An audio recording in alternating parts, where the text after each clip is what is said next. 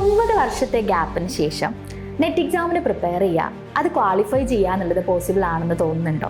ഈ കഴിഞ്ഞ ഡിസംബർ 2025 എക്സാമിൽ നെറ്റ് ക്വാളിഫൈ ചെയ്തിട്ടുള്ള അമൃതയാണ് നമ്മളുടെ കൂടെ ഉള്ളത്. ക്ലാസ് ആയാലും പിന്നെ മെന്റേഴ്സ് ആയാലും ഭയങ്കരമായിട്ട് ഇഷ്ടപ്പെട്ടു.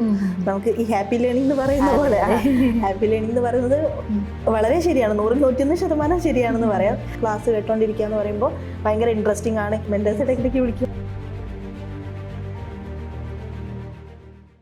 ഹലോ എവരിവൺ, തുടർച്ചയായിട്ട് 6ാമത്തെ തവണയും UGC നെറ്റ് റിസൾട്ട്സിൽ കേരളത്തിലെ നമ്പർ 1 ആയിട്ടുള്ള ഐഫറിൻ്റെ വിന്നേഴ്സിനെ പരിചയപ്പെടുത്തുന്ന പ്രോഗ്രാമിലേക്ക് നിങ്ങൾ എല്ലാവരെയും വെൽക്കം ചെയ്യാണ്.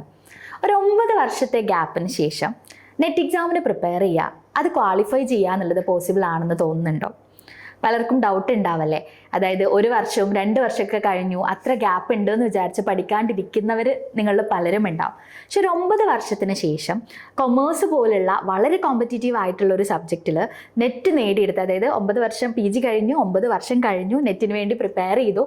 ഈ കഴിഞ്ഞ ഡിസംബർ 2025 എക്സാമിൽ നെറ്റ് ക്വാളിഫൈ ചെയ്തിട്ടുള്ള അമൃതയാണ് നമ്മളുടെ കൂടെ ഉള്ളത്. വെൽക്കം അമൃത.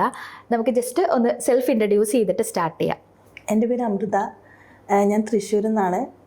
ഇപ്പം മാം പറഞ്ഞ പോലെ 9 വർഷത്തെ ഗ്യാപ്പിന് ശേഷമാണ് നെറ്റിൻ്റെ കോച്ചിങ്ങിന് ചേർന്നത്. ഭയങ്കര ഡൗട്ടായിരുന്നു പറ്റുമോ എന്നുള്ളത്, പക്ഷേ സാധിച്ചു. യെസ്, ഈ ഒരു 9 വർഷത്തെ ഗ്യാപ്പ് എന്ന് പറഞ്ഞാൽ ചെറുതല്ലേ അല്ലേ? കാരണം അതിൻ്റെ ഇടയിൽ കൂടെ നമ്മൾ പോയിട്ടുള്ള ഒരുപാട് കാര്യങ്ങളുണ്ടാവും. ഫാമിലി ലൈഫ് നോക്കാൻ വേണ്ടിയിട്ട് നമ്മൾ ഒരുപാട് കാര്യങ്ങൾ ചെയ്തിട്ടുണ്ടാവും. കാരണം നമ്മൾ കണ്ടിന്യൂസ് ആയിട്ട് പഠിക്കുന്നില്ല. അപ്പം എങ്ങനെയാണ് ഈ ഒരു പ്രിപ്പറേഷനിലേക്ക് വരുമ്പോൾ നമുക്കറിയാം ഓൾ ഇന്ത്യ ലെവലിലുള്ളൊരു എക്സാമാണ്, കോമ്പറ്റീറ്റീവ് എക്സാമാണ്, പലരും എല്ലാവർക്കും കിട്ടൂല, അത് ഭയങ്കര ടാസ്ക് ആണെന്നൊക്കെ പറയുന്ന ഒരു എക്സാം. അതിന് വേണ്ടിയിട്ട് ഈ ഗ്യാപ്പ് എടുത്തിട്ട് പ്രിപ്പയർ ചെയ്യുന്ന സമയം എങ്ങനെയായിരുന്നു തുടങ്ങിയിട്ടുണ്ടായിരുന്നത്? തുടങ്ങുക മീൻസ് ഇടയ്ക്ക് ഒരു പ്രാവശ്യം എഴുതുക എന്നുള്ളത് ഉണ്ടായിരുന്നു. പക്ഷേ എഴുതിയ സമയത്ത് ഭയങ്കര എനിക്കൊന്നും പറ്റിയില്ല. അപ്പോൾ പിന്നെ അത് വേണ്ടാന്ന് കരുതിയിരുന്നു. പിന്നെയും മനസ്സിൽ ഇത് ഇങ്ങനെ കിടക്കുന്ന കാരണം പിന്നെ ഞാനിങ്ങനെ നോക്കിക്കൊണ്ടിരിക്കുകയായിരുന്നു എവിടെ ചെയ്യണം എന്നുള്ളത്. എന്തായാലും ഇപ്പോൾ പോയി പഠിക്കുക എന്നുള്ളത് എനിക്ക് പോസിബിൾ അല്ല കുട്ടികളുള്ള കാരണം. അപ്പം പിന്നെ ഓൺലൈനായിട്ട് വല്ലതും, പക്ഷേ ഓൺലൈനിലും PSC പോലെ കോച്ചിങ്ങിന് ചേർന്ന പലരും ഇട്ടിട്ട് പോകുന്നുണ്ട്. 1 വർഷത്തേക്കൊക്കെ ജോയിൻ ചെയ്യും, പക്ഷേ പിന്നെ അവർക്ക് പറ്റുന്നില്ല. നമ്മൾ വീട്ടിലിരുന്ന് തന്നെ പഠിക്കുകയാണല്ലോ, അപ്പോൾ നമ്മളത് ഇട്ട് കളയും. ഇപ്പോൾ ഒരു ദിവസത്തെ ക്ലാസ് വന്നു കഴിഞ്ഞ് അതങ്ങ് ലോഡായിരിക്കും, നമുക്ക് കേൾക്കാൻ പറ്റത്തില്ല. അപ്പം അങ്ങ് ലാഗ് ചെയ്ത് പോകുന്ന ഒരു പരിപാടി. അപ്പോൾ അത് കാരണം എനിക്ക് ടെൻഷനും. ചേർന്ന് കഴിഞ്ഞാൽ പിന്നെ നമുക്കതൊരു ബുദ്ധിമുട്ടാവോ, പറ്റിയില്ലെങ്കിൽ പിന്നെ അതിലും ടെൻഷനായല്ലോ. അപ്പം അങ്ങനെ ഇരിക്കുമ്പോൾ ജസ്റ്റ് നമ്മുടെ റീല് കണ്ടതാ, ഐഫറിൻ്റെ ഒരു റീല് കണ്ടപ്പം ഇതുപോലെ ഒരു ദിവസം ഇങ്ങനെ ഒന്നുമില്ല എന്നുള്ളൊരവസ്ഥയിൽ ഇങ്ങനെ ഇരുന്ന് റീല് കണ്ട സമയത്ത് എനിക്ക് ജസ്റ്റ് വിളിക്കണം തോന്നി. ഞാൻ വീട്ടിലൊന്നും പറഞ്ഞില്ല, ഞാൻ ജസ്റ്റ് ഫോൺ എടുത്ത് വിളിച്ചു. അതായത് ഐഫറിന്റെ ആഡ് പോലെയാണോ കണ്ടത്, അതോ ഞാൻ ചെജൂറിയിലാണെന്ന് വിചാരിച്ചു? ഐഫറിനെ കുറിച്ചുള്ള ആഡ് കണ്ടതാ. അപ്പൊ ആഡ് കണ്ടപ്പം ഞാൻ ജസ്റ്റ് വിളിച്ച് എന്താണെന്നറിയാൻ വേണ്ടി. അപ്പൊ നമ്മുടെ സുദർശന മാമാണ് എടുത്തത്. മാമിന്റെ സംസാരം ഞാൻ ഇങ്ങനെ കേട്ടോണ്ടിരിക്കാം മാം പറയുന്നത്. അപ്പൊ മാം പറഞ്ഞു പിന്നെ ഞാൻ ഇങ്ങനെയായി, പിന്നെ അങ്ങനെ പറഞ്ഞ് അപ്പൊ ഞാൻ കുട്ടികളുള്ളതാണ് ആദ്യമായിട്ട് പറഞ്ഞൊരു റീസൺ. കണക്ട് ചെയ്യാൻ പറ്റും ആൾക്കൊരു മോനുണ്ട്. ആദ്യം പറഞ്ഞ കാര്യം അതാണ്. മക്കളുണ്ട്, 2 പേരുണ്ട്. അപ്പൊ അതായിരുന്നു എനിക്ക് ഭയങ്കരമായുള്ള പ്രശ്നം. പിന്നെ വീട്ടിലെന്ന് പറയുമ്പോൾ നമ്മൾ മാത്രമേ ഉള്ളൂ, അപ്പം നമുക്ക് വേറെ പ്രശ്നങ്ങളൊന്നും. പക്ഷേ ഇവരുള്ളതും ഇവർക്ക് ഇടയ്ക്കിടയ്ക്ക് അസുഖങ്ങൾ, പിന്നെ ഇവരുടെ ക്ലാസ്, ഇതൊക്കെ പ്രശ്നമാണല്ലോ.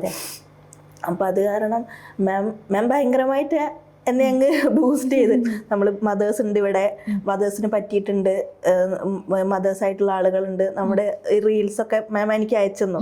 അപ്പോൾ അതൊക്കെ കണ്ടു കഴിഞ്ഞപ്പോൾ അങ്ങനെ ഞാൻ പിന്നെ ചേട്ടനടുത്ത് പറഞ്ഞ് ജോയിൻ ചെയ്ത് കഴിഞ്ഞപ്പോൾ എനിക്ക് വല്ലാത്തൊരു ടെൻഷനായിരുന്നു. ഇതിപ്പോൾ എങ്ങനെയാണ് മുന്നോട്ട് പോകുക എന്നുള്ളത്. പിന്നെ ക്ലാസ് കേൾക്കാൻ ഇരിക്കണം എന്നുള്ളത്, ഒരു 5 മണിക്കൂറെങ്കിലും ഇരിക്കണം എന്നുള്ളത് മാം നിർബന്ധമായിട്ട് പറഞ്ഞിട്ടുണ്ടായിരുന്നു. പറ്റുന്ന അത്രയും ഇരിക്കണം എന്നുള്ളത്. അപ്പം ഞാൻ മാക്സിമം ഒരു 5, 6, 7, 8 മണിക്കൂർ 9 മണിക്കൂർ വരെയൊക്കെ ഇരുന്നിട്ടുണ്ട്. പക്ഷെ ഇടയ്ക്ക് ചിലപ്പോൾ നമുക്ക് പറ്റത്തില്ല. ചിലപ്പോൾ 1 ദിവസം 2 ദിവസം, ചിലപ്പോൾ മക്കൾക്ക് എന്തെങ്കിലും ഒരു അസുഖം വന്നു കഴിഞ്ഞാൽ പിന്നെ ഞാൻ ഡൗൺ ആണ്. പിന്നെ എനിക്ക് 2 ദിവസത്തേക്ക് ഫുൾ ഞാൻ അവരുടെ പുറകെയാവും. അപ്പം ആ 2 ദിവസം എനിക്ക് പറ്റില്ല. പിന്നെ ഇടയ്ക്ക് ഞാൻ തന്നെ ഡൗൺ ആവും. ഞാൻ ഡൗൺ ആയി കഴിഞ്ഞാലും അങ്ങനെ തന്നെ 2 ദിവസം എടുക്കും. പിന്നെ നമ്മുടെ റീൽസോ അല്ലെങ്കിൽ ഇതുപോലെ ആരുടെയെങ്കിലും പോഡ്കാസ്റ്റോ അല്ലെങ്കിൽ നമ്മുടെ ആരുടെയെങ്കിലും ഇന്റർവ്യൂസോ ഇതൊക്കെ കണ്ടിരുന്ന് പിന്നെ അങ്ങ് തന്നെത്താനെ അങ്ങ് ബൂസ്റ്റ് അടിച്ചിട്ട് പിന്നെ വേറൊരാൾക്ക് ഇന്റർവ്യൂ കാണാൻ വേണ്ടിട്ടൊരു ചാൻസ് ഉണ്ടാക്കി കൊടുക്കൽ. അപ്പൊ അങ്ങനെ കണ്ടിരുന്നിരുന്നു. പിന്നെ ഓക്കെ ആവും, 2 ദിവസം കഴിയുമ്പോൾ ഓക്കെ, പിന്നെ അതും കൂടി കവർ ചെയ്ത് പഠിക്കണം എന്നുള്ളൊരു സാധനം വരും. അപ്പോൾ ഐഫറിൽ നമുക്ക് ഒരുപാട് ഫീച്ചേഴ്സ് ഉണ്ട്.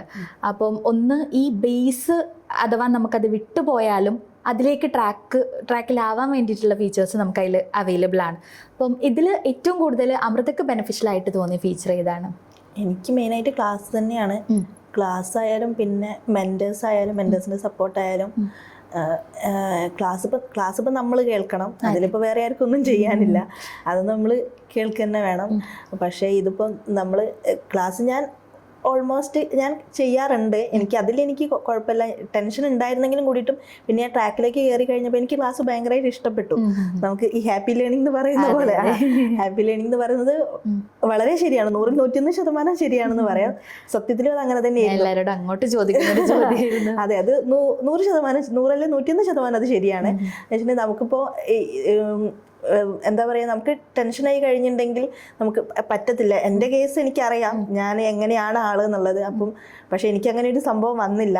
എനിക്ക് ഇരിക്കുന്ന സമയത്തായാലും ഇനിയിപ്പോൾ ക്ലാസ് കേട്ടോണ്ടിരിക്കുന്ന സമയത്ത് എനിക്കതൊരു ബുദ്ധിമുട്ടായിട്ടോ അല്ലെങ്കിൽ മടിയായിട്ടോ ഞാൻ അന്ന് ഇത് എക്സാം കഴിയുന്ന അത്രയും എന്തെങ്കിലും അസുഖങ്ങൾ കാരണം നമ്മൾക്ക് അല്ലാതെ നമ്മൾ ഓക്കെ ആയിരിക്കുന്ന സമയത്ത് നമുക്ക് ക്ലാസ് കേട്ടോണ്ടിരിക്കുക എന്ന് പറയുമ്പോൾ ഭയങ്കര ഇൻട്രസ്റ്റിംഗ് ആണ്. ഇനിയിപ്പോൾ നമ്മളെന്തെങ്കിലും ജോലി ചെയ്തുകൊണ്ടിരിക്കുകയാണെങ്കിലും പൊതുവേ എനിക്ക് പാട്ട് കേട്ടോണ്ടിരിക്കാനാണ് തോന്നുന്നത്. പക്ഷെ അതൊക്കെ മാറ്റി വെച്ച് ഞാൻ പിന്നെ ഇതിങ്ങനെ കേട്ടോണ്ടിരിക്കും.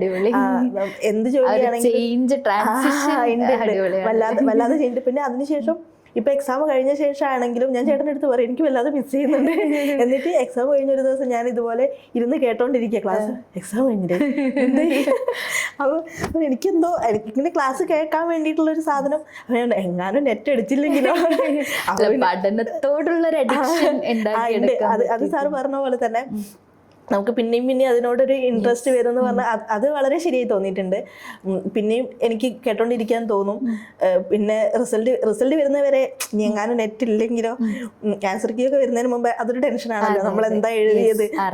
അപ്പൊ അതുകൊണ്ട് ഞാൻ പിന്നെ കേട്ടോണ്ടിരിക്കുന്നു. അപ്പൊ മക്കളും ചോദിക്കുന്നു കഴിഞ്ഞില്ല അവന്റെ എക്സാം.